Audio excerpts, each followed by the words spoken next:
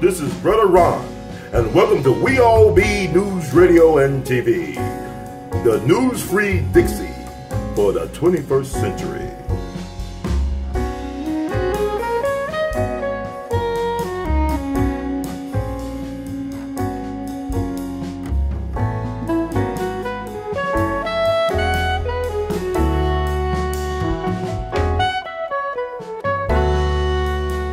Good evening, boys and girls, scholars and laymen, and welcome to another wonderful, edutainment, infotainment edition of The Art of It Stinks. I'm your host for the empowerment segment, Brother Ron, also known as R2C2H2, The Art of It, and I'm going to talk to you. I'm going to speak my mind, because it's my time.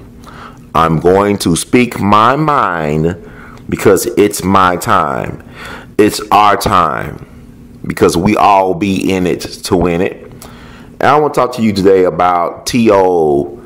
disinviting himself from his own Hall of Fame ceremony. That's right, boys and girls, scholars and laymen.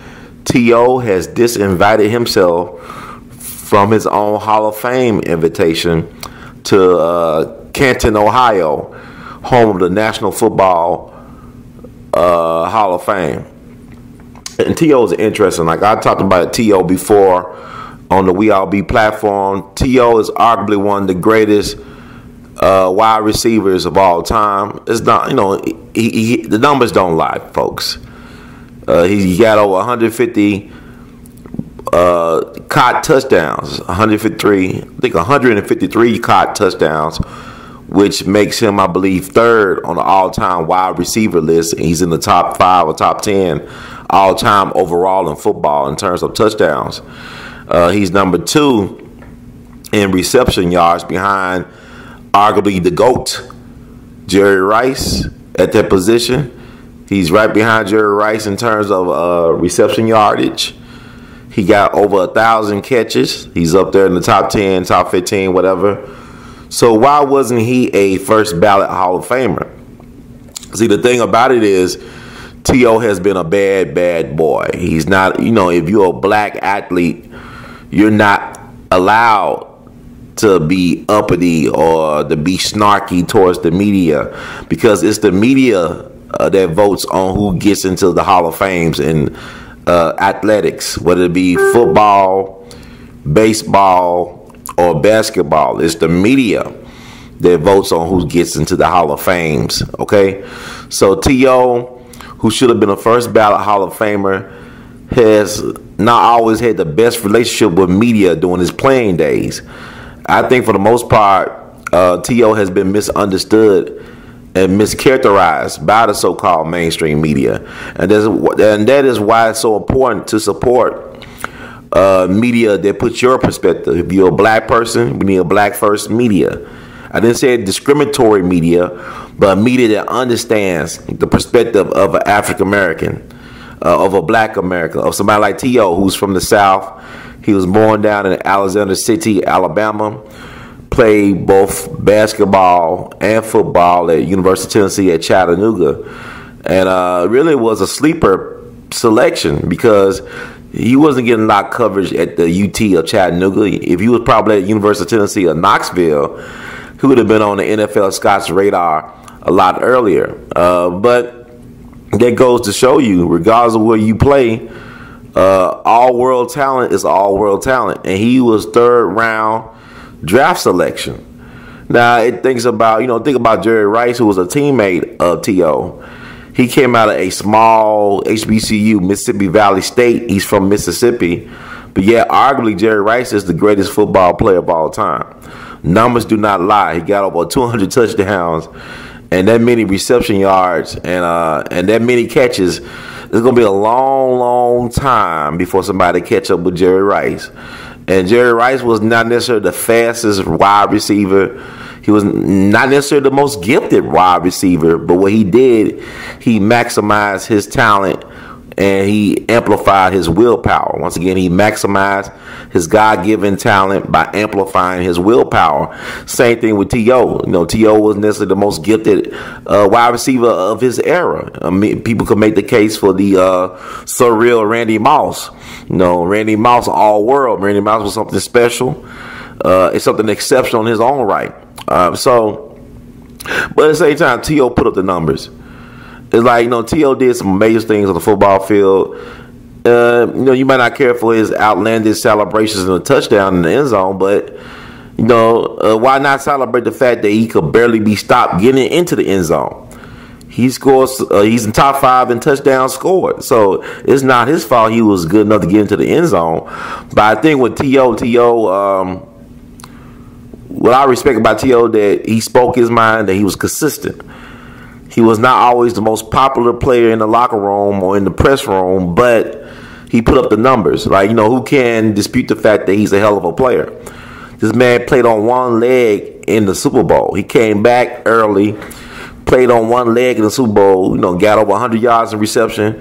He did his job. He did not choke. He did not vomit during the Super Bowl like some people. But yet people still don't give him credit. Like he said, if Brett Favre did the same thing he did, play on one leg in the Super Bowl, and almost won the Super Bowl or did win the Super Bowl, he'd be celebrated as a hero. But the thing about a black man, if you're confident, they call it cocky. Especially if you're an athlete, whether it be Jack Johnson, whether it be Barry Bonds, whether it be Terrell Owens or T.O., if you are a confident black man, you are considered cocky.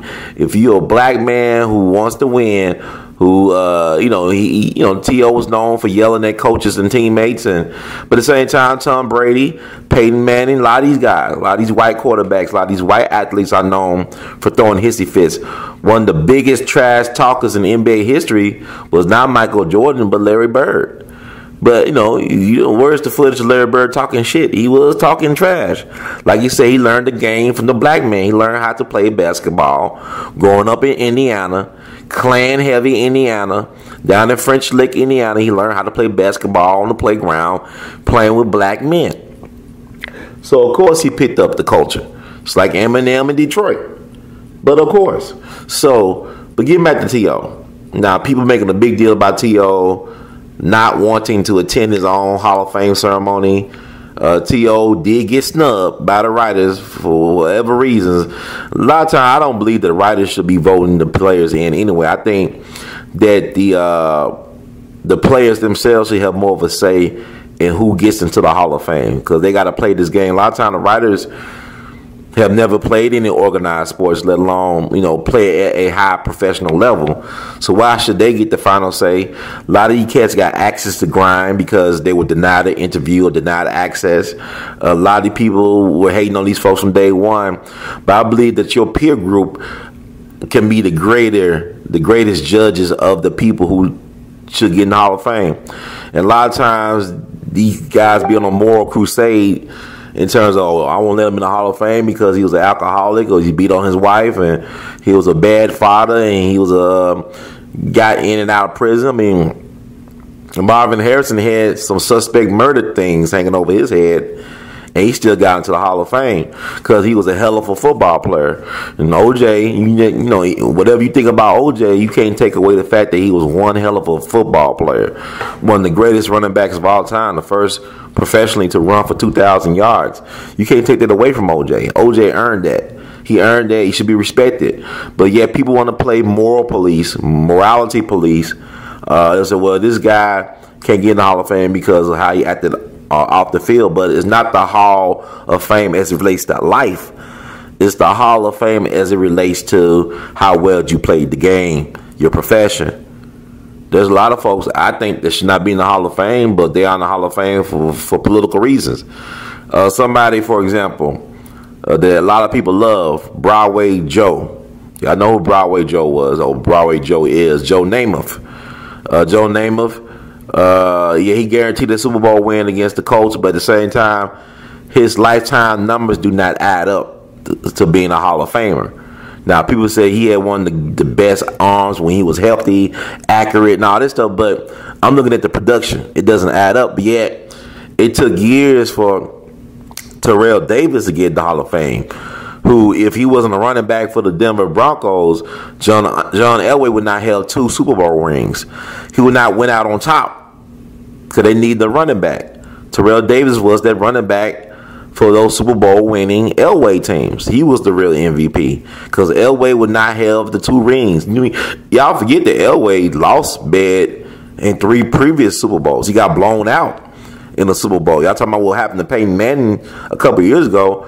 He got blown out. Y'all talking about what happened to LeBron James. Got swept. But here's the thing. It's sports, man. It's a child's play with grown man consequences. Professional sports is child's play with grown man consequences. So, I mean, winning heals all wounds, I guess. But Terrell Davis, he couldn't help that his body, quit on him or gave out, or he had some health issues. I mean, he was a hell of a football player. He had those, I think, chronic migraine headaches, I believe, and some other things going on. But he was a hell of a football player. You can't take that away from him. And so, rightfully so, he's in the Hall of Fame after many years. But to me, he should be the first ballot Hall of Famer. And look at how they treated Gale Sayers. I mean, Gale Sayers was the Kansas Comet, I believe. Phenomenal football player in his time, but he didn't have the numbers like Terrell Davis, let alone Super Bowl wins. But, it is with his politics. It's just like, Joe Namath. He didn't have the stats. He don't have the stats of a Peyton Manning or even an Eli Manning. Eli Manning should be a first ballot Hall of Famer because he 2-time Super Bowl champion. And in spite of all the goofy errors he makes, he actually got pretty good overall stats. He's actually in the top 10 in a lot of passing categories. Big Brothers, of course, is at the top of Mount Rushmore, of quarterbacks. But Eli's in the top 10 in a lot of passing categories. Eli did something his brother couldn't do. He defeated Tom Brady twice, which put a dent on his legacy, especially the regular season they went undefeated.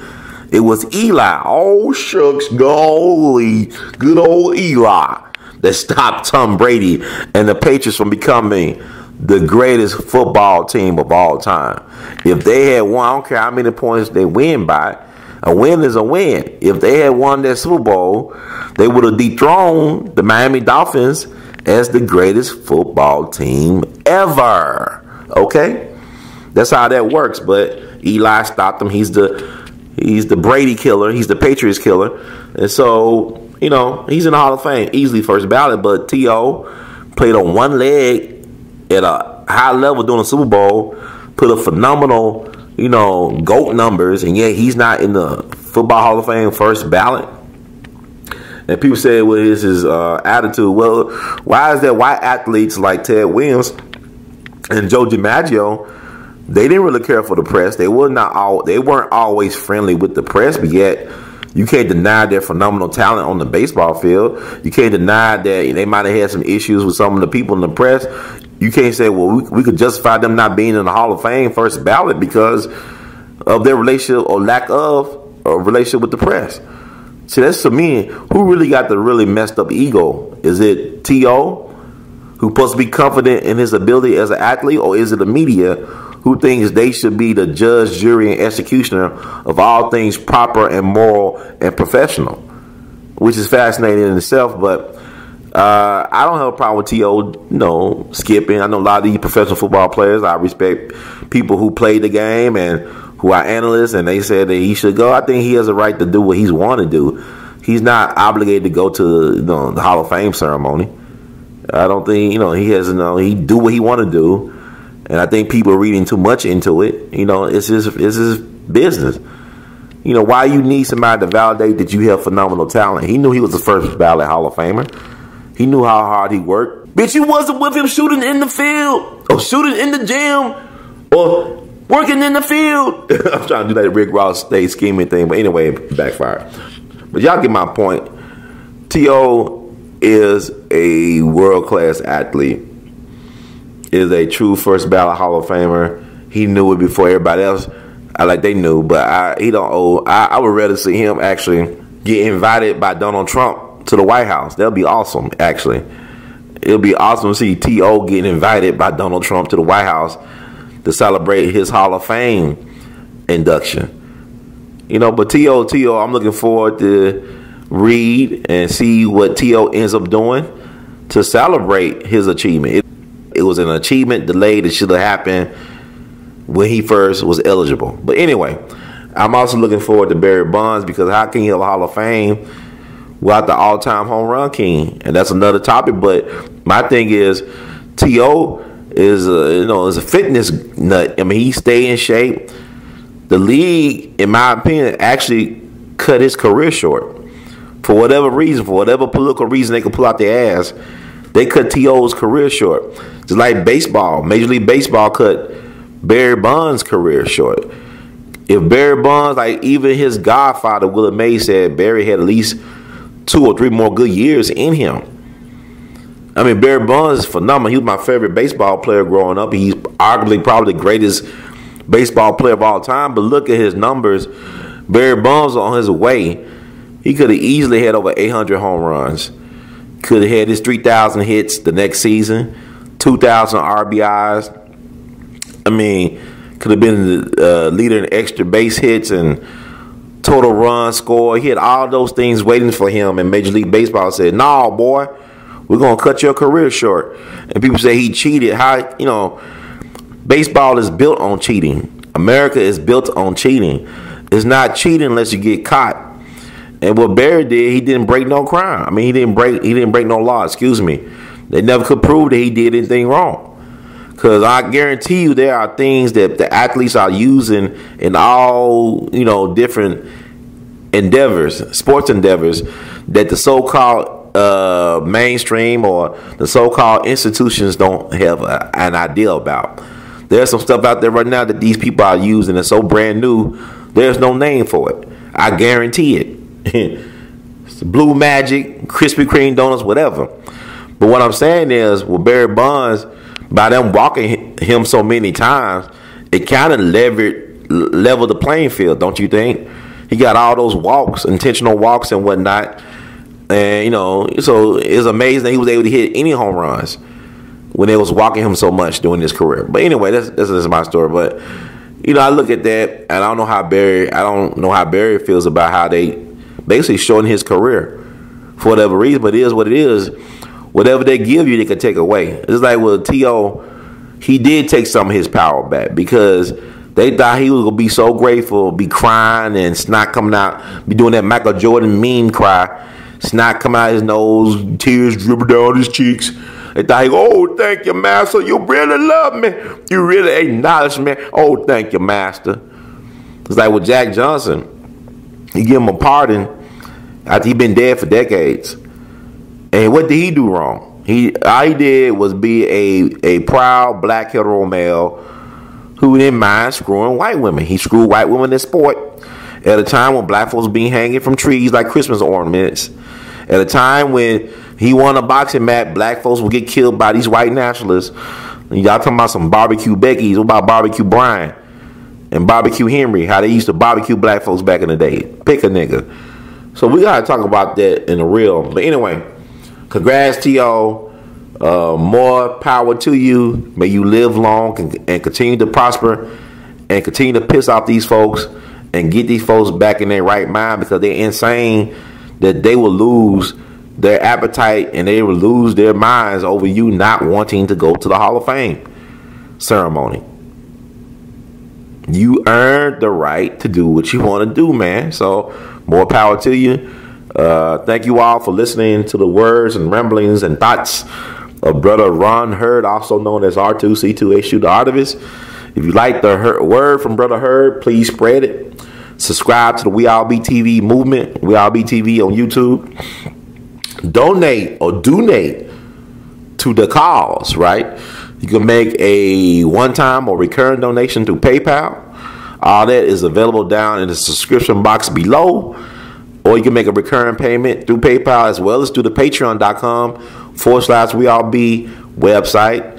Or you can buy and wear Artivist art. You can buy Artivist art. You can hang it. You can wear it. I got shirts on sale with my artwork on it.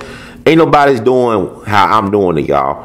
I want to thank everybody who have been receiving the information, who has been, sending me words of encouragement and support through all types of means. So I want to thank you all for that. So in the words of the great Duke Ellington, we love you madly. Keep on producing and pushing.